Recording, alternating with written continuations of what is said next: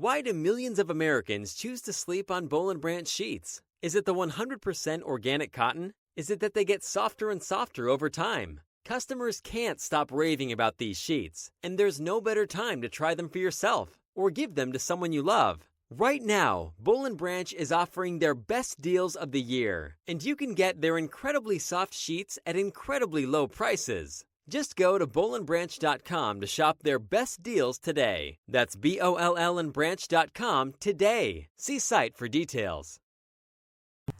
This is No BS Job Search Advice Radio. I'm Jeff Altman, the Big Game Hunter. And I'm the head coach for JobSearch.CoachingHQ.com, a site with great information, curated information from around the web. Most of it I've developed, but there's other people's content as well, a community of individuals that I'm helping there. I hope that you join me.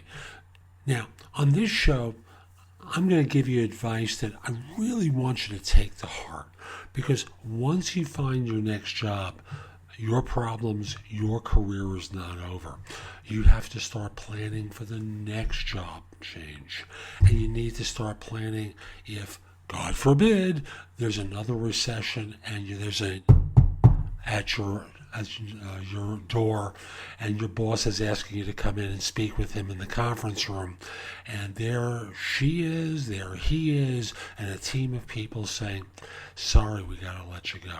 So I hope you find this show helpful. I know it's a good one, and if you do, follow the link in the show notes and give No BS Job Search Advice Radio 5 stars on iTunes.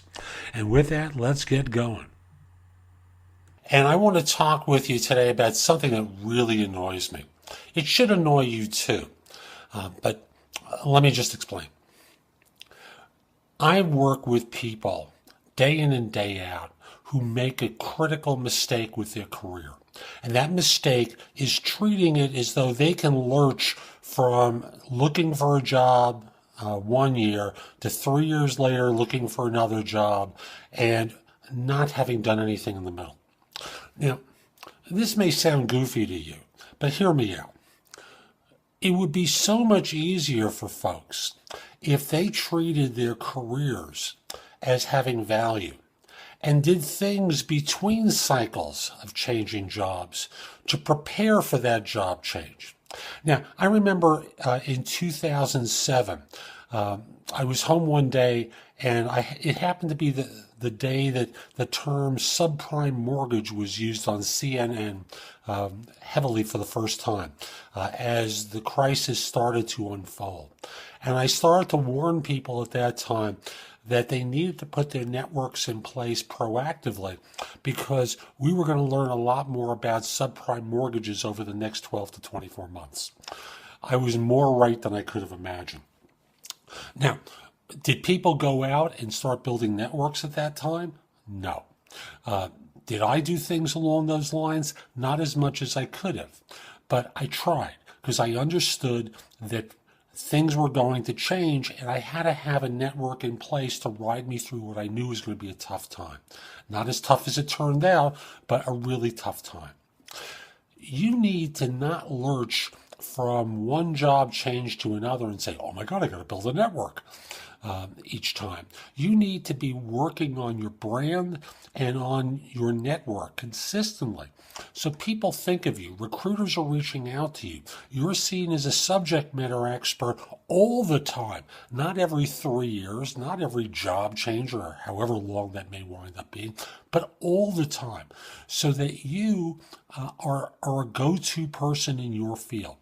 I don't care what field it is. You can make all the excuses in the world, but there are people who are seen as experts in low-level jobs who firms will reach out to because they've learned something about that person. You can be doing that for yourself.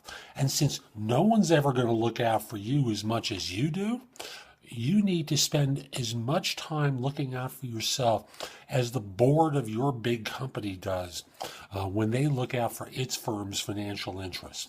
So think of yourself as being the board member of your organization. Think of yourself as having board members who report into you, and those board members are your family. Do you want them to worry? Do you want them to have concerns about the viability of your enterprise if the economy suddenly goes sour? Of course not. You need to act all the time, consistently be doing things to position yourself so that if you want to leave a group that you're working for and transfer internally, people are dying to hire you. I was talking to a guy yesterday working for a large technology firm. And he had a successful track record there until one day the firm hired someone he did not describe in favorable terms. Other departments within the organization clamored to get him. He chose an option only to have it later taken over by that same person he didn't have a lot of affection for when his hiring manager left for another opportunity. He's now in a position where he now has to go outside his firm in order to advance. And people know him. So vendors to his firm are starting to clamor to hire him because they hold him in high regard. You should be in a position like he is, where firms want to hire you because they know you. Put yourself in a position to be found, not just simply whenever you're changing jobs, but all the time. Get active. Get involved with groups locally for your field. Get involved with the Chamber of Commerce. Do stuff.